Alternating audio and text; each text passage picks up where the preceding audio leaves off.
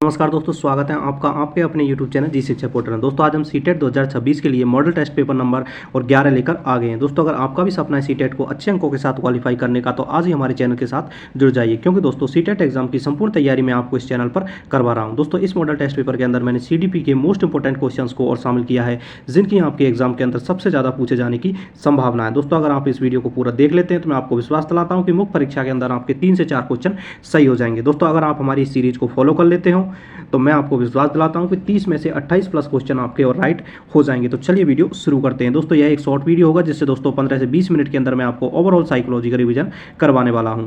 दोस्तों जो आज का हमारा और पहला प्रश्न है वो है, निम्नलिखित में से कौन सा कथन पियाजे के संज्ञानात्मक विकास सिद्धांत के अनुरूप है। दोस्तों मैंने उसी पैटर्न पर आपको प्रश्नों को लिया है जो आपकी सीटेट एग्जाम के अंदर पूछे जाते हैं। तो दोस्तों इसमें हमें बताना है कि जो पियाजे का संज्ञानात्मक विकास का सिद्धांत था उसके बारे में कौन सा कथन और सही है। तो दोस्तों अगर इन विकल्प की बात करें तो विकल्प ए दे रखा है, बच्चा ज्ञान का सक्रिय निर्माता होता है। विकल्प बी, सीखना मुख्यतः पुनर्वलन पर आधारित है। तो दोस्तों इसमें से हमें और सही बताना है। तो दोस्तों इसका जो राइट आंसर होने वाला है दोस्तों वो होने वाला है और यानी कि दोस्तों आपका जो पहला ऑप्शन है यानी कि इसमें फर्स्ट सही हो जाएगा। जो सेकंड है दोस्तों वो इसमें गलत होगा, और जो आपका थर्ड है वो भी सही हो जाएगा। यानी कि दोस्तों इसमें फर्स्ट एंड थर्ड आपके सही होने वाले हैं। तो विकल्प बी इसका राइट आंसर हो जाएगा। दोस्तों हम जो जीन पियाजे हैं वो मानते हैं कि बच्चा ज्ञान का सक्रिय निर्माता होता है। वहीं दोस्तों और जीन पियाजे इस बात को भी मानते हैं कि जो विकास सीखने से पहले होता है, यानी कि दोस्तों पहले डेवलपमेंट होता है, उसके बाद में ही बच्चा सीखता है। जबकि दोस्तों जो सीखने मुख्यतः पुनर्वलन पर आधारित है, इस बात को और जो जस्टिफाई करते हैं वो होते हैं मिस्टर थर्नडाइक। दोस्तों थर्नडाइक के द्वारा और पुनर्वलन के महत्व को बताया गया है। यानी कि विकल्प ए और 3 और सही होगा। तो विकल्प बी इसका राइट आंसर हो जाएगा। तो चलिए बढ़ते हैं नेक्स्ट क्वेश्चन की ओर। दोस्तों जो आज का हमारा नेक्स्ट क्वेश्चन है वो है, यदि कोई बच्चा यह मानता है कि चंद्रमा उसके साथ साथ चल रहा है तो यह किसका उदाहरण है। तो दोस्तों इसका जो राइट आंसर होने वाला है वो होने वाला है विकल्प सी, आत्मकेंद्रितता। दोस्तों आत्मकेंद्रितता के अंदर और बच्चा यह मानता है कि जो वह सोचता है वही सारी दुनिया सोचती है। यानी कि दोस्तों जो उसकी थिंकिंग है वही सारी दुनिया की थिंकिंग है।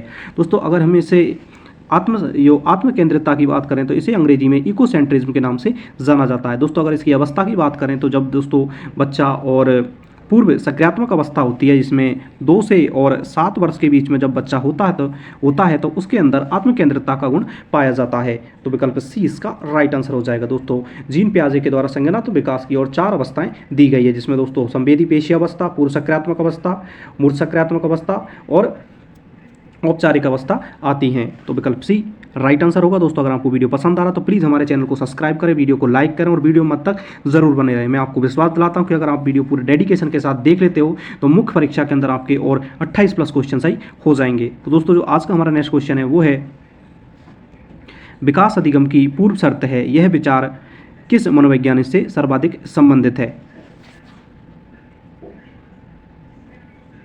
तो दोस्तों इसका जो राइट आंसर होने वाला है दोस्तों वो आप और मैंने अभी जो इससे पहला वाला क्वेश्चन डिस्कस किया था उसमें भी और ये बताया था। तो दोस्तों इसका जो राइट आंसर होने वाला है दोस्तों वो होने वाला है और विकल्प सी, यानी कि पियाजे के द्वारा ये कहा गया था कि विकास और अधिगम से पहले होता है। यानी कि दोस्तों जब तक बालक का विकास नहीं होगा तब तक अधिगम की प्रक्रिया अधूरी है। तो विकल्प सी इसका राइट आंसर हो जाएगा। तो चलिए बढ़ते हैं नेक्स्ट क्वेश्चन की ओर। दोस्तों जो आज का हमारा नेक्स्ट क्वेश्चन वो है, निम्नलिखित में से जेपीडी का सर्वश्रेष्ठ उदाहरण कौन सा है।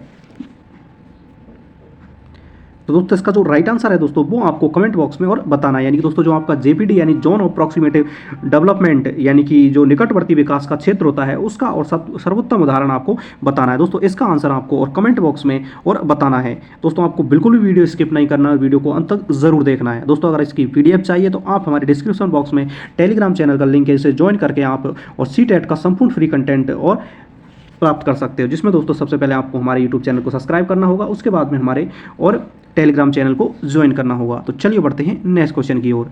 दोस्तों जो आज का हमारा नेक्स्ट क्वेश्चन है वो है, वाइगोस्की के अनुसार सीखने का सबसे महत्वपूर्ण साधन क्या है।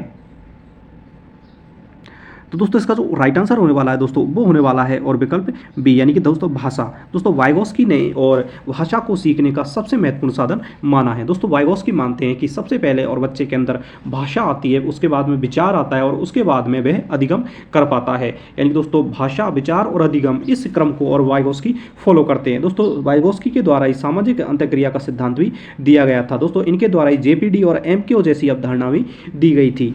तो चलिए बढ़ते हैं नेक्स्ट क्वेश्चन की ओर। दोस्तों जो आज का हमारा नेक्स्ट क्वेश्चन है वो है स्काई फोल्डिंग का अर्थ क्या है, अर्थ है। तो दोस्तों इसका जो राइट आंसर होने वाला है वो होने वाला है और विकल्प बी, अस्थायी सहायता। दोस्तों जो आपका और जेड और पीडी जो क्षेत्र होता है दोस्तों, उसके अंदर जो अस्थायी सहायता दी जाती है उसे हम दोस्तों स्काई फोल्डिंग के नाम से जानते हैं। तो चलिए बढ़ते हैं नेक्स्ट क्वेश्चन की ओर। दोस्तों जो आज का हमारा नेक्स्ट क्वेश्चन है वो है निम्नलिखित में से कौन सा एरिक्सन की मनोसामाजिक अवस्था नहीं है। तो दोस्तों इसका जो राइट आंसर होने वाला है दोस्तों वो होने वाला है और विकल्प डी, आत्मकेंद्रितता बनाम सामाजिकरण। दोस्तों जो एरिक्सन है उनके द्वारा आत्मकेंद्रितता बनाम सामाजिकरण की जो मनोसामाजिक अवस्था है वो नहीं दी गई है, जबकि दोस्तों विश्वास बनाम अविश्वास यानी ट्रस्ट वर्सेज और अनट्रस्ट, स्वायत्तता बनाम शर्म, ये भी इनके द्वारा दी गई है। वहीं दोस्तों उद्योग बनाम हीनता, ये भी इनके द्वारा दी गई है, जबकि दोस्तों आत्मकेंद्रितता बनाम सामाजिकरण की जो मनोसामाजिक अवस्था है वो दोस्तों और एरिक्सन के द्वारा नहीं दी गई है। तो चलिए बढ़ते हैं नेक्स्ट क्वेश्चन की ओर। दोस्तों बिल्कुल भी वीडियो स्किप नहीं करना और वीडियो मन तक जरूर बने रहना है। दोस्तों यह एक शॉर्ट वीडियो होगा जिसमें दोस्तों आपसे 15 से 20 मिनट के अंदर मैं आपको ओवरऑल साइकोलॉजी का रिवीजन करवाने वाला हूँ। दोस्तों जो आज का हमारा नेक्स्ट क्वेश्चन है वो है उद्योग बनाम हीनता अवस्था में असफलता का परिणाम क्या होता है। दोस्तों जो एरिक्सन के द्वारा जो उद्योग बनाम हीनता की अवधारणा दी गई थी, यानी कि दोस्तों इंडस्ट्रियलाइजेशन वर्सेज और इन्फ्योरिटी, उसकी और अवस्था में का परिणाम क्या होता है। तो दोस्तों इसका जो राइट आंसर होने वाला है वो होने वाला है और विकल्प बी, यानी कि दोस्तों हीन भावना।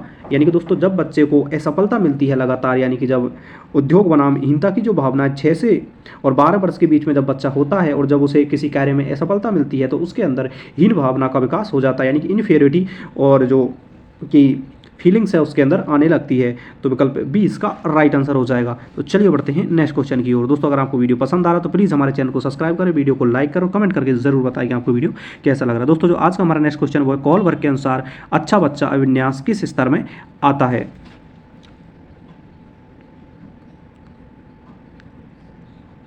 तो दोस्तों इसका जो राइट आंसर होने वाला है दोस्तों वो होने वाला है और विकल्प बी, पारंपरिक अवस्था। दोस्तों कोहॉर्ट वर्क के द्वारा जो नैतिक विकास का सिद्धांत दिया गया था उसकी जो परंपरागत अवस्था यानी कन्वेंशनल स्टेज थी उसके अंदर अच्छा बच्चा अभिन्यास आता है, जो कि दोस्तों इसके और लेवल और जो इसका तीसरा चरण है उसके अंदर अच्छे बच्चा की जो अवधारणा है वो आती है। दोस्तों इनके द्वारा कॉल वर्क के अंदर अनुसार और नैतिक विकास की इनके द्वारा और 3 स्तर में 6 चरण दिए गए थे। तो विकल्प बी इसका राइट आंसर हो जाएगा। तो चलिए बढ़ते हैं नेक्स्ट क्वेश्चन की ओर। दोस्तों जो आज का हमारा नेक्स्ट क्वेश्चन है वो है एक बच्चा नियमों का पालन इसलिए करता है क्योंकि लोग उसे अच्छा मानेंगे, यह किस अवस्था का उदाहरण है। तो दोस्तों इसका जो राइट आंसर होने वाला है दोस्तों वो होने वाला है और विकल्प सी, यानी अच्छा बच्चा अभिन्यास। दोस्तों जब कॉल वर्क की जो परंपरागत स्तर है उसकी यानी कि जो दूसरे चरण की पहली अवस्था है उसके अंदर दोस्तों अच्छा बच्चा की जो अभिन्यास है उसके अंदर और कोई भी बच्चा प्रशंसा के लिए कार्य करता है और लोगों की यानी कि बढ़ाई के लिए जब बच्चा कार्य करता है तो ये कन्वेंशनल स्तर के अंदर आता है। तो विकल्प सी इसका राइट आंसर हो जाएगा। तो चलिए बढ़ते हैं नेक्स्ट क्वेश्चन की ओर। दोस्तों जो आज का हमारा नेक्स्ट क्वेश्चन है वो है गार्डनर के अनुसार गणितज्ञ में कौन सी बुद्धि प्रमुख होती है। तो दोस्तों इसका जो राइट आंसर होने वाला है दोस्तों वो होने वाला है विकल्प बी और तार्किक एवं गणितीय बुद्धि। दोस्तों जितने भी आपके और गणितज्ञ हैं और वैज्ञानिक हैं, इंजीनियर हैं, उनके अंदर दोस्तों जो मैथमेटिकल लॉजिकल इंटेलिजेंसी है वो पाई जाती है। अगर दोस्तों हम भाषाई बुद्धि की बात करें तो भाषाई बुद्धि कवि, लेखक और जो संगीतकार होते हैं उनके अंदर भाषाई बुद्धि पाई जाती है। वहीं दोस्तों जो आपकी नेचुरल इंटेलिजेंसी है यह है प्रमुख रूप से, और जो आपके नेचर लवर होते हैं और प्रकृति प्रेमी जितने भी लोग होते हैं और प्रकृति वैज्ञानिक होते हैं उनके अंदर प्राकृतिक बुद्धि पाई जाती है। जबकि संगीतात्मक बुद्धि और आपके जितने भी गायक होते हैं, संगीतकार होते हैं, उन सभी के अंदर और संगीतात्मक बुद्धि पाई जाती है। तो विकल्प बी इसका राइट आंसर हो जाएगा। दोस्तों हार्वर्ड गार्नर के द्वारा बहुबुद्धि सिद्धांत दिया गया था। आज का जो हमारा नेक्स्ट क्वेश्चन है वो है निम्न में से कौन सा गार्डनर की बहुबुद्धि में शामिल नहीं है। तो दोस्तों इसका जो राइट आंसर होने वाला है वो होने वाला है विकल्प बी, आध्यात्मिक बुद्धि। यानी दोस्तों स्पिरिचुअल और जो इंटेलिजेंसी है वो दोस्तों हार्वर्ड गार्नर के द्वारा नहीं दी गई थी, जबकि दोस्तों भाषाई बुद्धि, अंतर्व्यक्तित्व बुद्धि और शारीरिक गतिशील बुद्धि ये तीनों ही और हार्वर्ड गार्नर के द्वारा दी गई थी। तो विकल्प बी इसका राइट आंसर हो जाएगा। तो चलिए बढ़ते हैं नेक्स्ट क्वेश्चन की ओर। दोस्तों जो आज का हमारा नेक्स्ट क्वेश्चन है वो है स्टेनबर्ग का त्रिआयामी बुद्धि में कौन सा और घटक शामिल है। दोस्तों इसका जो राइट आंसर होने वाला है वो होने वाला है और विकल्प ए, यानी कि दोस्तों विश्लेषणात्मक बुद्धि को और स्टेनबर्ग का त्रिआयामी बुद्धि का जो सिद्धांत है उसके अंदर शामिल किया गया है। यानी कि दोस्तों इनके द्वारा जो एनालिटिक इंटेलिजेंसी है उसे शामिल किया गया है, वहीं दोस्तों प्रैक्टिकल इंटेलिजेंसी है उसे भी शामिल किया गया है, जबकि दोस्तों आपकी जो इमोशनल इंटेलिजेंसी यानी भावात्मक बुद्धि, सामाजिक बुद्धि एवं आध्यात्मिक बुद्धि इनको और स्टेनबर्ग के त्रिआयामी बुद्धि सिद्धांत में शामिल नहीं किया है। तो विकल्प ए इसका राइट आंसर हो जाएगा। यानी दोस्तों प्रैक्टिकल इंटेलिजेंसी और आपकी जो एनालिटिक इंटेलिजेंसी है और क्रिएटिव इंटेलिजेंसी है इन तीनों को ही और आपका स्टेनबर्ग के त्रिआयामी बुद्धि सिद्धांत में शामिल किया गया है। तो चलिए बढ़ते हैं नेक्स्ट क्वेश्चन की ओर। दोस्तों जो आज का हमारा नेक्स्ट क्वेश्चन है वो है रचनात्मकता बुद्धि यानी कि किस सिद्धांत का भाग है।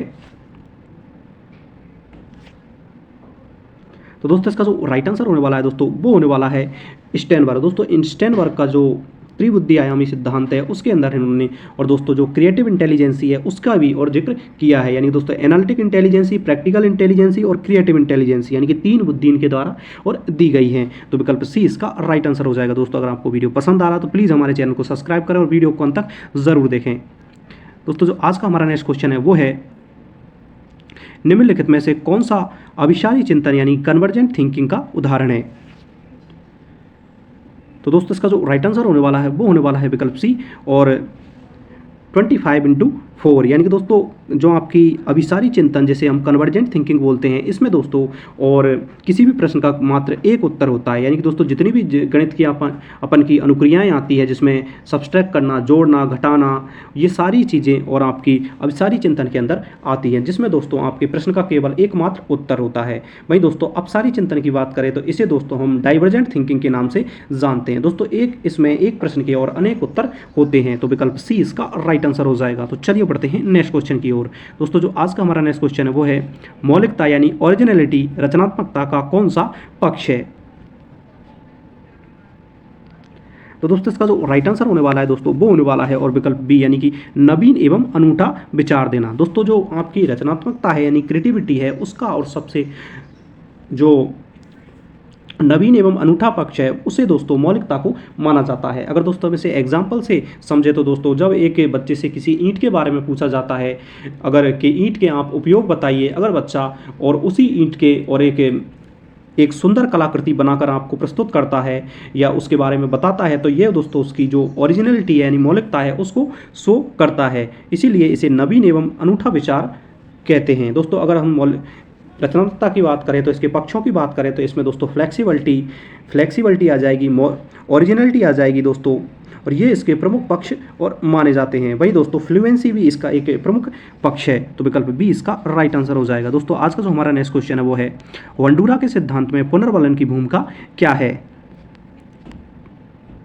तो दोस्तों इसका जो राइट आंसर होने वाला है दोस्तों वो होने वाला है और विकल्प बी यानी कि दोस्तों अल्बर्ट वंडूरा मानते हैं कि जो पुनर्वलन है और दोस्तों प्रत्यक्ष रूप से और जो अधिगम की प्रक्रिया है उसको प्रभावित नहीं करता है। दोस्तों अल्बर्ट वंडूरा के अंदर अधिगम की प्रक्रिया है वो दोस्तों किसी भी व्यक्ति के अनुसरण करके ही और की जा सकती है। तो विकल्प बी इसका राइट आंसर होगा। यानी कि दोस्तों अल्बर्ट वंडूरा मानते हैं कि जो अधिगम की प्रक्रिया है उसमें दोस्तों डायरेक्ट कोई कनेक्शन आपको पुनर्वलन का देखने को नहीं मिलता है। तो चलिए बढ़ते हैं नेक्स्ट क्वेश्चन की ओर। दोस्तों अगर आपको वीडियो पसंद आ रहा है तो प्लीज़ हमारे चैनल को सब्सक्राइब करें और कमेंट बॉक्स में जरूर बताएं कि आपको वीडियो कैसा लग रहा है।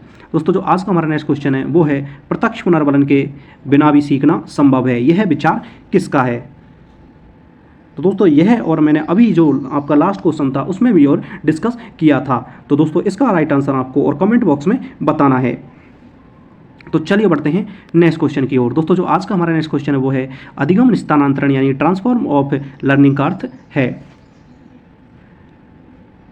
तो दोस्तों इसका जो राइट आंसर होने वाला है दोस्तों वो होने वाला है और विकल्प बी यानी कि सीखे गए ज्ञान का नई परिस्थितियों में उपयोग। दोस्तों अधिगम यानी कि अधिगम को स्थानांतरण तभी माना जाता है जबकि दोस्तों आपके पूर्व ज्ञान का उपयोग किसी नवीन ज्ञान के निर्माण में किया जाए। तो विकल्प बी इसका राइट आंसर हो जाएगा। तो चलिए बढ़ते हैं नेक्स्ट क्वेश्चन की ओर। दोस्तों जो आज का हमारा नेक्स्ट क्वेश्चन है वो है निम्न में से कौन सा सकारात्मक स्थानांतरण का उदाहरण है, यानी दोस्तों आपको अपन को जो पॉजिटिव ट्रांसफॉर्मेशन है उसका और एग्जाम्पल बताना है। तो दोस्तों इसका जो राइट आंसर होने वाला है वो होने वाला है विकल्प ए, यानी कि हिंदी सीखने से संस्कृत सीखने में सहायता मिलना। यानी कि दोस्तों पॉजिटिव और ट्रांसफॉर्मेशन तभी माना जाता है जब दोस्तों आपका किसी विषय का पूर्व ज्ञान किसी नवीन चीज़ सीखने में और सहायता प्रदान करता है। तो विकल्प ए इसका राइट आंसर हो जाएगा। यानी कि दोस्तों अगर आपने हिंदी सीख ली है तो आपको दोस्तों और संस्कृत सीखने में सहायता मिलेगी। तो चलिए बढ़ते हैं नेक्स्ट क्वेश्चन की ओर। दोस्तों जो आज का हमारा नेक्स्ट क्वेश्चन है वो है डिस्लेक्सिया का मुख्यतः किससे संबंधित है।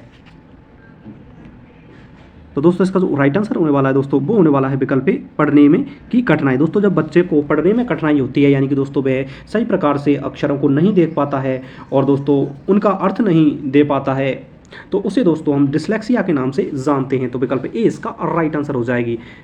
तो चलिए बढ़ते हैं नेक्स्ट क्वेश्चन की ओर। दोस्तों जो आज का हमारा नेक्स्ट क्वेश्चन है वो है डिसकैलकुलिया किससे संबंधित है। तो दोस्तों इसका जो राइट आंसर होने वाला है दोस्तों वो होने वाला है और विकल्प सी, यानी गणितीय गणना से संबंधित। दोस्तों यह और गणितीय गणना करने से संबंधित एक विकार है जिसमें दोस्तों बच्चे के द्वारा और जो गणित की बेसिक्स और जो क्रियाएं होती हैं जिसमें जोड़ना, घटाना, भाग देना, गुणा करना, ऐसी क्रियाओं में और बच्चे को और कठिनाई महसूस होती है। इसे दोस्तों हम डिसकैलकुलिया के नाम से भी जानते हैं। तो विकल्प सी इसका राइट आंसर हो जाएगा। तो चलिए बढ़ते हैं नेक्स्ट क्वेश्चन की ओर। दोस्तों जो आज का हमारा नेक्स्ट क्वेश्चन है वो है समावेशी शिक्षा का मुख्य उद्देश्य क्या है। तो दोस्तों इसका जो राइट आंसर होने वाला है वो होने वाला है विकल्प बी, यानी कि दोस्तों सभी बच्चों को समान अवसर देना। यानी दोस्तों जो आपकी इंक्लूसिव एजुकेशन होती है उसमें दोस्तों सभी बच्चों को और इक्वल अपॉर्चुनिटी प्रोवाइड करवाई जाती है, जिसमें दोस्तों हर चीज़ के लिए बच्चों को और समान अवसर उपलब्ध करवाए जाएंगे। यानी कि दोस्तों अगर बच्चा किसी भी समाज के किसी भी और क्षेत्र से आता हो, लेकिन दोस्तों इंक्लूसिव एजुकेशन के अंदर और सभी बच्चों को एक ही छत के अंदर और पढ़ाया जाता है। तो चलिए बढ़ते हैं नेक्स्ट क्वेश्चन की ओर। दोस्तों जो आज का हमारा नेक्स्ट क्वेश्चन है वो है निम्नलिखित में से कौन सा समावेशी कक्षा का गुण है। तो दोस्तों इसका जो राइट आंसर होने वाला है वो होने वाला है विकल्प सी, यानी विविधताओं का सम्मान। दोस्तों जो आपकी इंक्लूसिव एजुकेशन है उसमें दोस्तों जो कक्षा के अंदर डाइवर्सिटी है यानी विविधताएं, उनका प्रॉपर सम्मान किया जाता है और सभी को इक्वल अपॉर्चुनिटी प्रोवाइड करवाई जाती है। यानी कि दोस्तों सफल होने के सभी को समान जो अवसर हैं वो प्रोवाइड करवाए जाते हैं। तो चलिए बढ़ते हैं नेक्स्ट क्वेश्चन की ओर। दोस्तों जो आज का हमारा नेक्स्ट क्वेश्चन है वो है फॉर्मेटिक असेसमेंट का मुख्य उद्देश्य है। तो दोस्तों इसका जो राइट आंसर होने वाला है वो होने वाला है विकल्प बी, यानी सुधार हेतु प्रतिपुष्टि देना। यानी कि दोस्तों जब फॉर्मेटिक असेसमेंट है इसका जो प्रमुख उद्देश्य माना जाता है दोस्तों ये अधिगम की प्रक्रिया के दौरान चलने वाला और एक मूल्यांकन है, जिसमें दोस्तों इसमें जो इसका अंतिम उद्देश्य होता है वो दोस्तों अधिगम की जो प्रक्रिया है उसमें सुधार लाना है, बच्चों की कमियों को पहचानना व दोस्तों उनका निवारण करना है। तो विकल्प बी इसका राइट आंसर हो जाएगा। तो चलिए बढ़ते हैं नेक्स्ट क्वेश्चन की ओर। दोस्तों जो आज का हमारा नेक्स्ट क्वेश्चन है वो है पोर्टफोलियो असेसमेंट क्या दर्शाता है। तो दोस्तों इसका जो राइट आंसर होने वाला है वो होने वाला है विकल्प बी, यानी सतत प्रगति। दोस्तों जो आपका पोर्टफोलियो असेसमेंट होता है दोस्तों इसमें क्या है, बच्चे की जो डेली यानी कि रोज़ की जो गतिविधियां होती हैं उनका एक रिकॉर्ड तैयार किया जाता है, जिसमें दोस्तों उनकी जो बच्चे की प्रगति है उसको दोस्तों और रिकॉर्ड करके और एक रजिस्टर उसका जो पोर्टफोलियो होता है उसके अंदर रिकॉर्ड किया जाता है। तो विकल्प बी इसका राइट आंसर हो जाएगा। तो चलिए बढ़ते हैं नेक्स्ट क्वेश्चन की ओर। दोस्तों जो आज का हमारा नेक्स्ट क्वेश्चन है वो है RTE एक्ट के अनुसार सबसे प्रभावी कक्षा कौन सी मानी जाती है। तो दोस्तों इसका जो राइट आंसर होने वाला है वो होने वाला है विकल्प सी, यानी बाल केंद्रित और कक्षा। दोस्तों बाल केंद्रित कक्षा यानी कि चाइल्ड बेस्ड क्लासरूम को RTE एक्ट 2009 के अनुसार और सबसे प्रभावी कक्षा माना गया है, जिसमें दोस्तों और बच्चा एक सक्रिय रूप से भागीदार होकर नवीन ज्ञान का निर्माण करता है। दोस्तों जो आज का हमारा और 28वें नंबर का प्रश्न है वो है हर बच्चा सीख सकता है, यह विचार किससे संबंधित है। तो दोस्तों इसका जो राइट आंसर होने वाला है वो होने वाला है विकल्प बी, यानी कि विकासशील और मानसिकता। दोस्तों जो आपकी ग्रोथ माइंडसेट है वो सब मानते हैं कि बच्चे को किसी भी स्टेज में यानी कि बच्चा दोस्तों किसी भी आपके और समाज के किसी भी तबके से बिलोंग करता हो, वह गरीब हो, अमीर हो या दोस्तों उसका सामाजिक बैकग्राउंड अच्छा ना हो, फिर भी बच्चा और किसी सीख सकता है। ये दोस्तों आपके जो ग्रोथ माइंडसेट है वो मानते हैं। यानी कि दोस्तों अगर बच्चे को इक्वल अपॉर्चुनिटी प्रोवाइड करवाई जाए और दोस्तों सही प्रकार से और जो अधिगम की विधियां हैं उनका चुनाव किया जाए तो बच्चे को किसी भी परिस्थिति के बच्चे को और सिखाया जा सकता है। जबकि दोस्तों जो आपकी फिक्स इंटेलिजेंस वाले जो व्यक्ति हैं, जो शिक्षक हैं, वो ये मानते हैं कि बच्चे के अंदर जो बुद्धि है वो दोस्तों जन्मजात होती है। तो विकल्प बी इसका राइट आंसर हो जाएगा। तो चलिए बढ़ते हैं नेक्स्ट क्वेश्चन की ओर। दोस्तों जो आज का हमारा नेक्स्ट क्वेश्चन वो है, एक प्रभावी शिक्षक सबसे महत्वपूर्ण गुण क्या है। दोस्तों इसका जो राइट आंसर होने वाला है वो होने वाला है विकल्प बी, यानी कि सभी बच्चों को व्यक्तिगत भिन्नताओं को समझना। आज के हमारे जो लास्ट प्रश्न की बात करें तो वो है एनईपी 2020 की दृष्टि में शिक्षा का उद्देश्य क्या है। तो दोस्तों इसका जो राइट आंसर होने वाला है वो होने वाला है विकल्प सी, यानी कि दोस्तों समग्र विकास और सीखने की क्षमता विकसित करना। दोस्तों जो आपकी नवीन शिक्षा नीति 2020 आई थी उसका जो प्रमुख उद्देश्य है दोस्तों वो दोस्तों और बच्चों का ओवरऑल डेवलपमेंट करना है। वहीं दोस्तों उसके अंदर जो लर्निंग की एबिलिटी है उनको भी और डेवलपमेंट करना है। तो विकल्प सी इसका राइट आंसर हो जाएगा। दोस्तों इस प्रकार हमने साइकोलॉजी की जो आपका सीडीपी है उसके मोस्ट इंपॉर्टेंट 30 क्वेश्चंस को डिस्कस किया, जिसमें दोस्तों आपके एग्जाम के अंदर इनकी पूछे जाने की सबसे ज़्यादा संभावना है। दोस्तों अगर आप हमारी इस सीरीज़ को फॉलो कर लेते हैं और हमारे द्वारा जो बताए गए सारे वीडियो अगर आप वॉच कर लेते हैं तो मैं आपको विश्वास दिलाता हूँ कि साइकोलॉजी के अंदर आपके और 30 में से और 28 प्लस क्वेश्चन सही हो जाएंगे। अगर दोस्तों वीडियो अच्छा लगा है तो चैनल को सब्सक्राइब करें, वीडियो को लाइक करें, अपने दोस्तों के साथ शेयर ज़रूर करें। Thanks for watching.